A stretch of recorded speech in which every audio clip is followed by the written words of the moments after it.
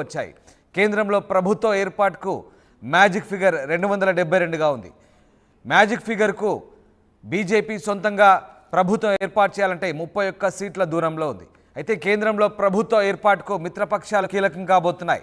ఈ నేపథ్యంలో ఎన్డీఏ భేటీకి మిత్రపక్షాలకు అమిత్ షా పిలుపునిచ్చారు.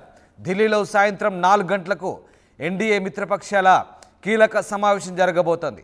ప్రభుత్వ ఏర్పాటుపై మిత్రపక్షాలతో సంప్రదింపులు జరపబోతున్నారు.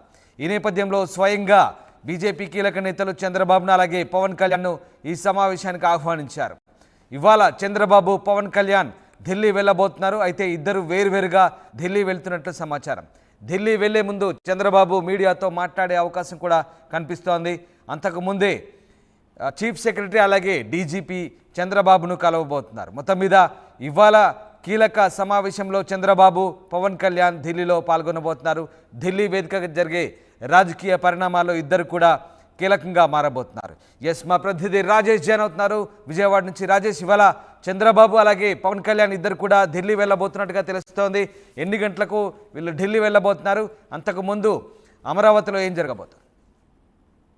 10 గంటలకి చంద్రబాబు మీడియాతో మాట్లాడే అవకాశం కూడా ఉంది. 10 గంటలకి మీడియాతో మాట్లాడిన తర్వాత చంద్రబాబు 11 గంటలకి గన్నవరం నుండి బయలుదేరి ఢిల్లీకి వెళ్తారు. అయితే పవన్ కళ్యాణ్ కూడా ఢిల్లీ వెళ్ళబోతున్న నేపథ్యంలో ఇప్పటి వరకు విడివిడిగానే వెళ్తారన్న సమాచారం. ఒకవేళ కలిసి వెళ్ళి ఒకే ఫ్లైట్ లో కలిసి వెళ్ళే అవకాశం కూడా ఉందనేది ప్రస్తుతం మనకు అందుకున్న సమాచారం. ఇద్దరు కూడా ఢిల్లీ వెళ్లి ఎన్డీఏ సమావేశంలో పాల్గొనబోతున్నారు. ఎన్డీఏలో ఇప్పుడు ఆంధ్రప్రదేశ్ కు సంబంధించిన ఎంపీలు అత్యంత కీలకంగా మారబోతున్న నేపథ్యంలో ఇప్పుడు ఎన్డీఏ సమావేశంలో ఎలాంటి అంశాలు చర్చిస్తారనేది ప్రధానంగా జరుగుతున్న చర్చ. ఎందుకంటే ఇక్కడ ముఖ్యమైన విషయం చూడాల్సింది ఏంటంటే ఎన్డీఏకి కేవలం అంటే సింగిల్ పార్టీకి చూస్తే కనుక 241 స్థానాలు మాత్రమే వచ్చాయి. కాబట్టి ఇప్పుడు ఖచ్చితంగా మిత్రపక్షాల ఎన్డీఏ కూటమి భాగస్వామి సంబంధించిన పక్షాల సపోర్ట్ చాలా అవసరం ఉంటుంది. అంతేకాదు ఆంధ్రప్రదేశ్ లో 21 స్థానాలు అంటే తెలుగుదేశం పార్టీ 16, జనసేన 2, అదేవిధంగా బీజేపీ 3, మొత్తం 21 స్థానాల్లో 25 స్థానాలకు 21 స్థానాలు ఎన్డీఏ కూటమి ఇక్కడ ఆంధ్రప్రదేశ్ లో కూటమి గెలుచుకున్న నేపథ్యంలో 21 స్థానాలు కీలకంగా మారబోతున్న నేపథ్యంలో ఆంధ్రప్రదేశ్ కు సంబంధించి చాలా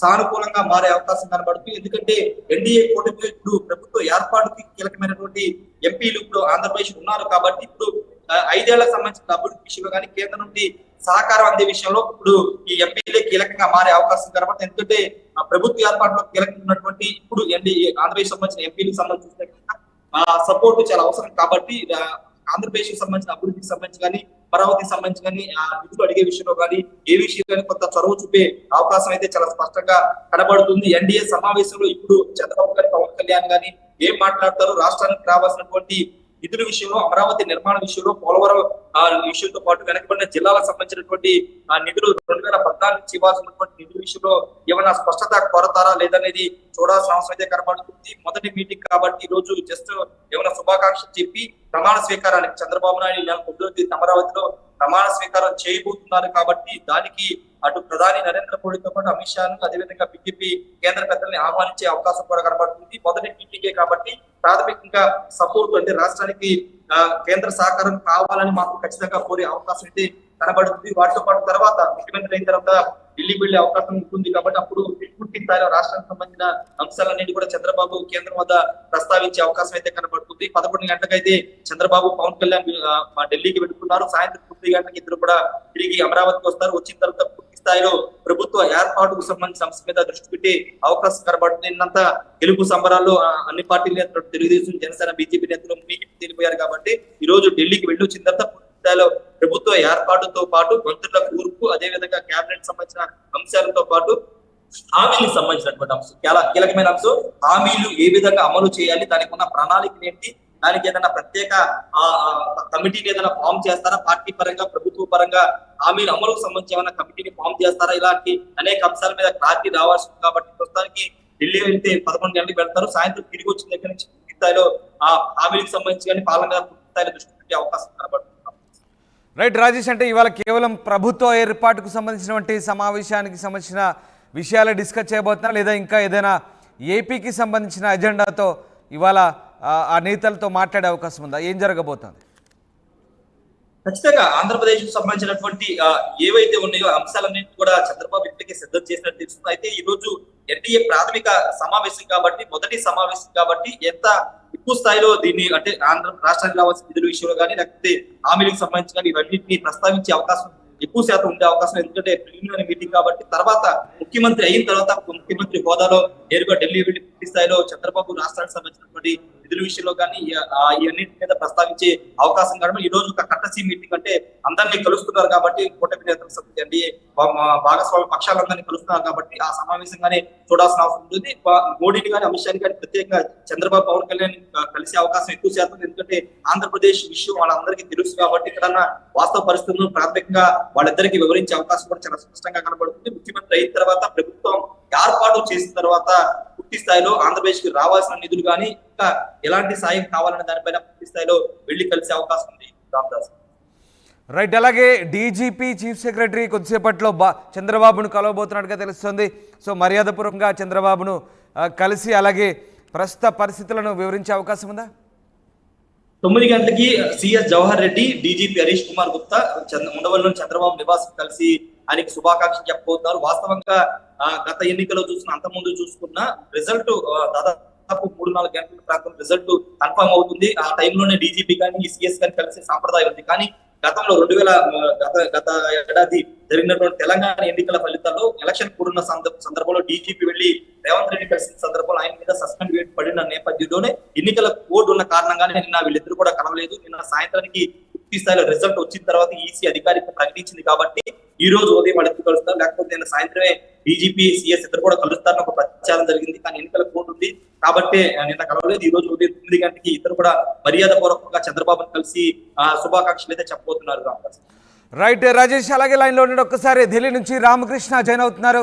ఎస్ రామకృష్ణ, చంద్రబాబు అలాగే పవన్ కళ్యాణ్ ఇద్దరు కూడా మరికొద్దిసేపట్లో ఢిల్లీ చేరుకోబోతున్నారు. ఎన్డీఏ కీలక సమావేశంలో పాల్గొనబోతున్నారు. ఏం జరగబోతుంది? చంద్రబాబు అలాగే పవన్ కళ్యాణ్ ఎలాంటి ఎజెండాతో ఢిల్లీ పెద్దల్ని కలవబోతున్నారు? అలాగే ప్రభుత్వ ఏర్పాటు సంబంధించి ఎలాంటి సమావేశం జరగబోతోంది?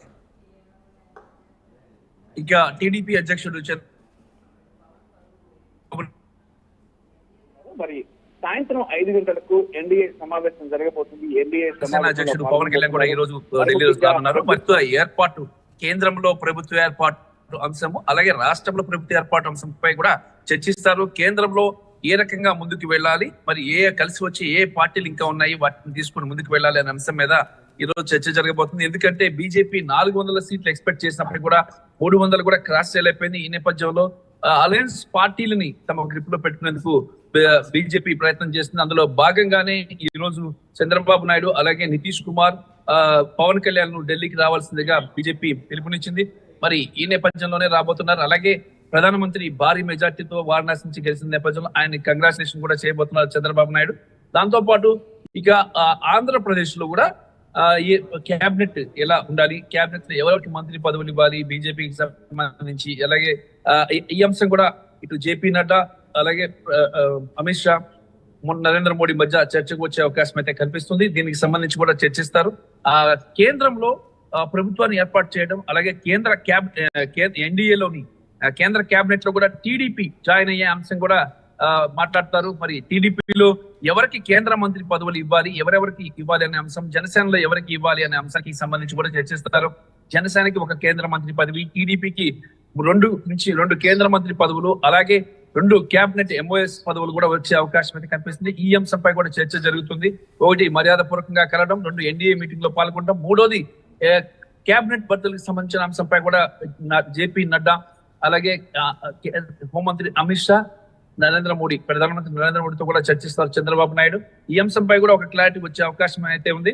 ప్రమాణ స్వీకారానికి రావాల్సిందిగా ప్రధానమంత్రి నరేంద్ర మోడీతో పాటు ఇక జేపీ నడ్డా, అమిత్ షా, ఇతర బీజేపీ పెద్దలను, ఇతర కీలక నేతలను కూడా చంద్రబాబు నాయుడు ఆహ్వానించినట్లు సమాచారం అందుతుంది. రైట్ రామకృష్ణ, అయితే ఇవాళ ప్రభుత్వ ఏర్పాటుకు సంబంధించిన చర్చలతో పాటు ముఖ్యంగా కేంద్ర క్యాబినెట్లో బెర్తులకు సంబంధించిన అంశం కూడా చర్చకు వచ్చే అవకాశం ఉందా? అట్ ద సేమ్ టైం మీరు చెప్తున్నట్టుగా ఏపీకి సంబంధించిన మంత్రి పదవుల గురించి కూడా నడ్డాతో ఇవాళ క్లారిటీ వచ్చే అవకాశం ఉందా? మరి ఏపీలో బీజేపీ గెలిచిన స్థానాలకు సంబంధించి కూడా చర్చిస్తారు. దాంట్లో ఎంతమందికి మంత్రి పదవులు ఇవ్వాలి, ఎవరెవరికి మంత్రి పదవులు, ఎన్ని మంత్రి పదవులు ఏపీ క్యాబినెట్ ఇవ్వాలి అనే అంశం చర్చకు వస్తుంది. మరి అలాగే కేంద్ర క్యాబినెట్ లో బీజేపీ నుంచి ఎవరెవరు, కేంద్ర క్యాబినెట్ లోకి టీడీపీ నుంచి ఎవరెవరు ఉండాలి అనే అంశానికి సంబంధించి ఒక లిస్ట్ ని కూడా చంద్రబాబు నాయుడు కేంద్రానికి అందిస్తారు. అలాగే జనసేన నుంచి కూడా ఒక కేంద్ర మంత్రి పదవి దక్కే అవకాశం ఉంది కాబట్టి వారికి సంబంధించిన పేరును కూడా ఈ రోజు ప్రతిపాదిస్తారు.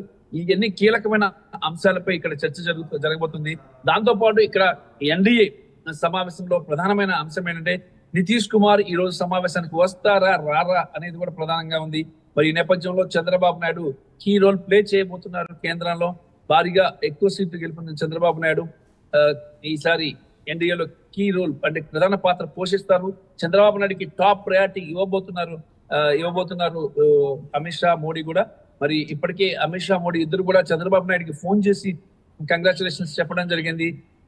దీంతో పాటు ఇక కీలకమైన మంత్రి పదవులు, అలాగే రాష్ట్రానికి సంబంధించిన కీలకమైన అంశాలు, ఏ అంశాల మీద ముందుకు వెళ్ళాలి, పోలవరం ప్రాజెక్టే గాని, అమరావతి పునర్నిర్మాణమే గాని, అలాగే ప్రత్యేక హోదా సంబంధించిన అంశాలు, ఎన్ని అంశాలు కూడా చర్చకు వస్తాయని సమాచారం అందుతుంది. Right, yes, thanks for the update Ramakrishna. ఇది ఇవాళ ఢిల్లీలో కీలక సమావేశం జరగబోతోంది. ఎన్డీఏ మీటింగ్లో చంద్రబాబు, పవన్ కళ్యాణ్ పాల్గొనబోతున్నారు. మరికొద్దిసేపట్లో ఢిల్లీ బయలుదేరుతున్నారు. తిరిగి రాత్రి 9 గంటలకు ఉండవల్లికి చంద్రబాబు చేరుకోబోతున్నారు. అంతకుముందు డీజీపీ, చీఫ్ సెక్రటరీ చంద్రబాబును కలవబోతున్నారు. ఆ తర్వాత 10 గంటలకు చంద్రబాబు మీడియాతో కూడా మాట్లాడే అవకాశం ఉంది. ఇక నిన్నటి ఫలితాల్లో బీజేపీకి